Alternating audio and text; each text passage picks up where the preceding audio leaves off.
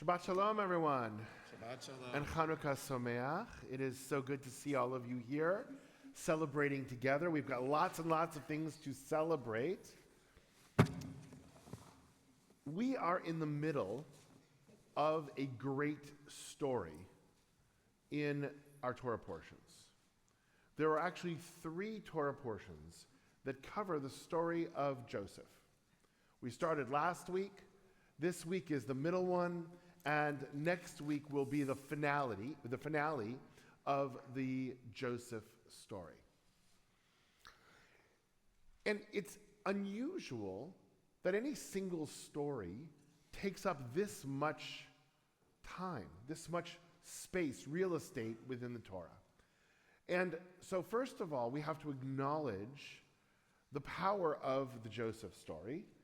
So much so, I mentioned it last week, right? Andrew Lloyd Webber made a whole musical about it, right? Joseph and the Amazing Technicolor Dreamcoat.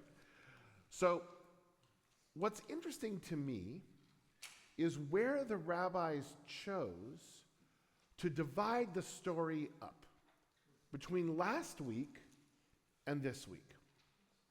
A lot of times, it's because it's a different story. And so we end one story, we start another one. It makes a lot of sense to divide it up. But when you're in the middle of a contiguous story, where you divide it is much more intentional. So I want to look at last week, and I want to look at the beginning of this week and see what's going on. And I want to ask you why you think the rabbis divided here. What's the message? Not just in terms of the storytelling, but I think there's an underlying message. So let's look back at the end of last week first, which you can find on page 245 in the larger of the red books that are in front of you.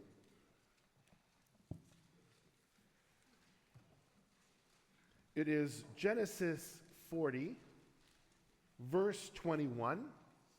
We actually spoke about this last week significantly, which is why my head was there as we moved to this week. This is the low point of Joseph's life, right? He had already been sold off by his brothers. He had wound up in Potiphar's house. He had an issue with Potiphar and Potiphar's wife, and it wound him up in jail. He's in jail, and he meets these 2 people. He meets the butler and the baker and the cupbearer, the butler. And at the end of the parsha, it says, "V'lo zachar sar mashkim et Yosef v'yishkachehu." But the chief cupbearer did not think of Joseph, and he forgot him. End scene. Right? That's where we close the parsha. So now we move to the beginning of this week's parsha, which is on page 250.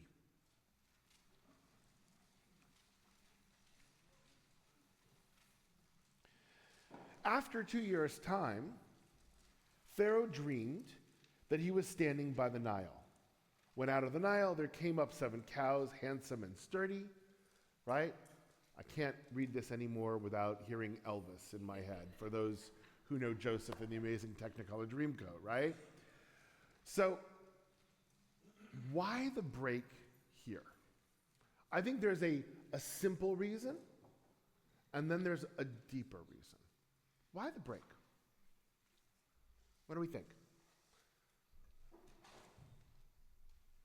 Judy. The end of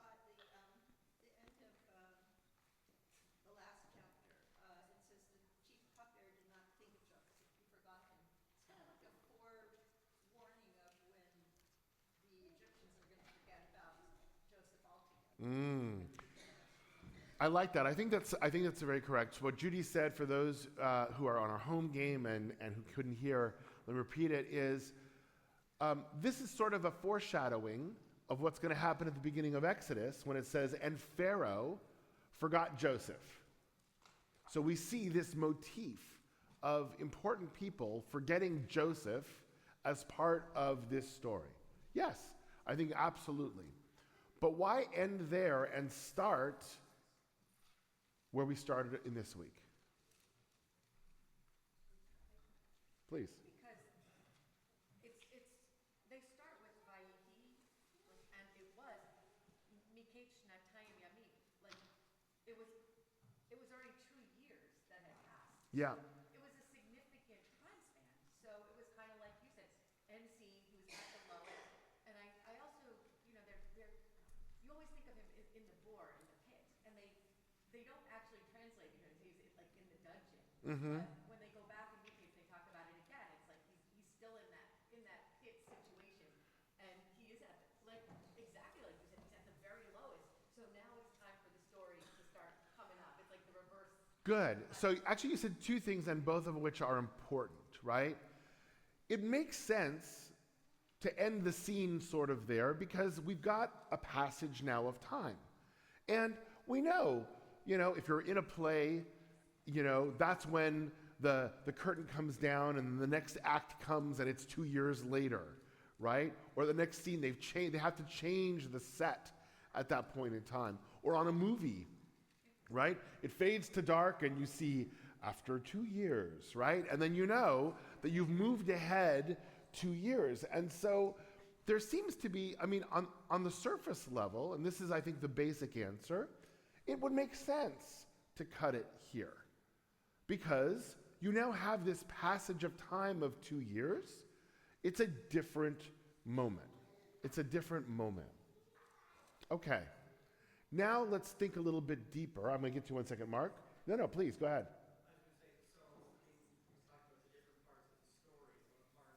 First part is where Joseph sort of thinks very highly of himself. And the next part is, like you said, he's at his down point, and he has to learn a lesson. And now we're coming to the redemption part. Mm-hmm. But it's throughout the Torah, it's like people don't just change. They don't. They need time to change. And this allows them to do so. I like that. I like that. So Mark is saying that this break sort of gives Joseph, this 2 years, gives Joseph time to change. People don't just change immediately. And Joseph went through probably one of the largest character development arcs that we have within the Bible, right? Moses also went through a big one, but Joseph really, for the most part, Noah was who Noah was, the beginning, the middle, and the end. He didn't really develop all that much, right? Abraham was pretty much who he was. But Joseph really changed, right? From who he was in the beginning to who he was at the end. And so you're arguing, and I think correctly, he needs some time for that character arc to actually develop. Okay? Anybody else? What's the message of all of this?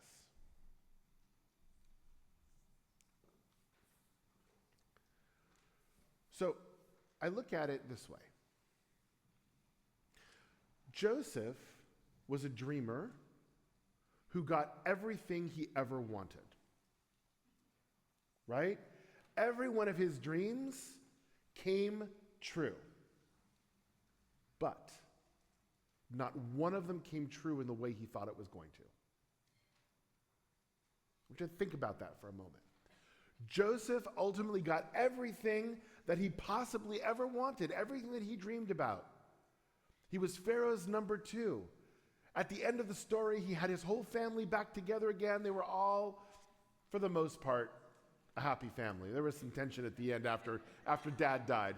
But for the most part, right? He got everything that he wanted, everything that he dreamed about.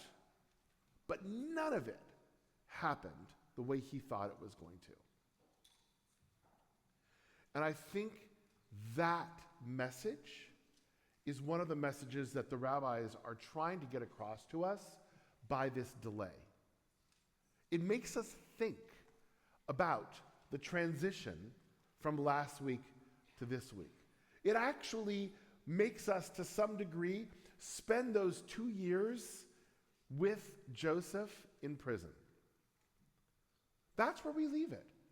We left last week kind of on this low, saying, if we didn't know what was going to happen, if we hadn't seen the play with the triumphant finale, with everybody coming all back together again, we wouldn't know. Think about it this way. long before the printing press, where we could turn the page and continue the story, we would have only known the story by hearing the Torah read. So we would have waited a week between last Shabbat and today to find out what happens. And that moment of having to wait in this spot of discomfort, I think is intentional. I think it's intentional. Because, my friends, we spend so much time dreaming, hoping, wishing. We plan out our lives and have this path of how we think it's going to be.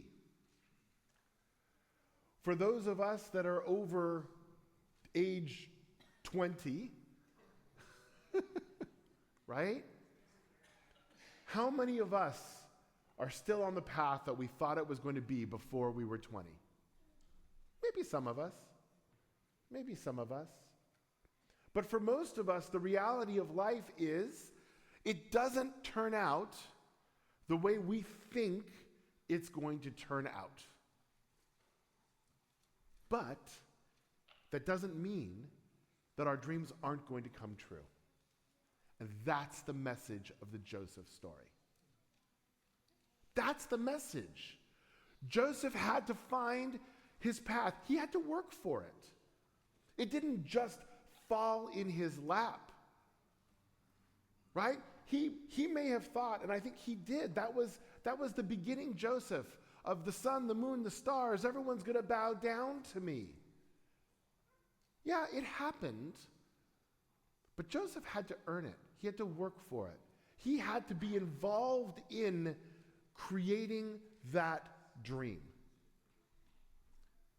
Our dreams are not something that just happen to us. They're something that we work hard to shape, that we work hard to put ourselves on that path that's going to get there, and it's going to change, and we're going to have to adapt. That's the story of Joseph. And what's interesting to me is it all happens in the space between these two verses, between last week and this week. It happens in that silence. It happens in sitting for a week with that discomfort and saying, I wonder what's going to happen. How am I going to deal with this? How is this going to affect me? How is this going to change me? That's where our dreams actually come true. When we think about that and are able to say, okay, let me figure this out. Let me find a new path. Let me cut a new path if one isn't there. That's how we get to the end of the Joseph story. I would argue that the reason this story takes 3 weeks is because it is one of the most human, one of the most powerful stories that we have within our text and within the book of Genesis. We all can relate to it. We've all been there. And so as you listen today and you hear the music of Andrew Lloyd Webber, as we go through, put yourself in that place. Think about your dreams. Think about your hopes and desires. And understand that sometimes the surest path to get there isn't always the most direct and isn't always the easiest. Shabbat Shalom. Chanukah Sameach.